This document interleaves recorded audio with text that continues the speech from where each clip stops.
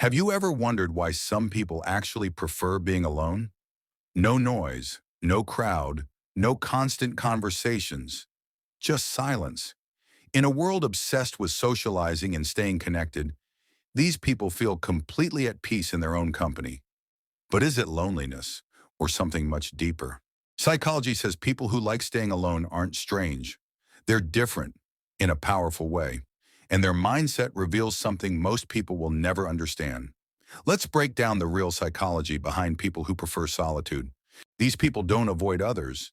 They simply think deeply. Psychologists call this high internal processing.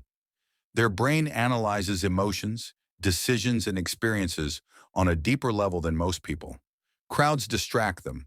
Conversations drain them. But solitude, that's where their mind finally breathes. They don't fear silence. They respect it. Most people depend on others for comfort, validation, and reassurance. But people who prefer staying alone have something rare: internal emotional regulation. They don't need constant attention to feel secure. They don't need approval to feel worthy. They don't need company to feel complete. This isn't coldness, it's emotional maturity. Solitude brings clarity. That's why these people seek it. Psychologists link this to self-concept clarity. They know who they are, what they want, and what they don't tolerate. They choose people wisely. They protect their energy. They walk away from noise, not because they're shy, but because peace is more valuable than popularity. Most people post, share, and talk just to feel seen. But people who prefer solitude don't crave attention.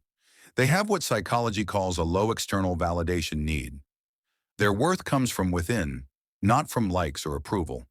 They don't seek the spotlight because they've already found themselves. Not everyone who stays alone is hurt or broken. Some simply grew strong. They learned to enjoy their own company, to rely on their own abilities, to find peace without needing anyone to keep them happy. Psychologists call this secure autonomy, independence without isolation. These people are not antisocial. They're selectively social.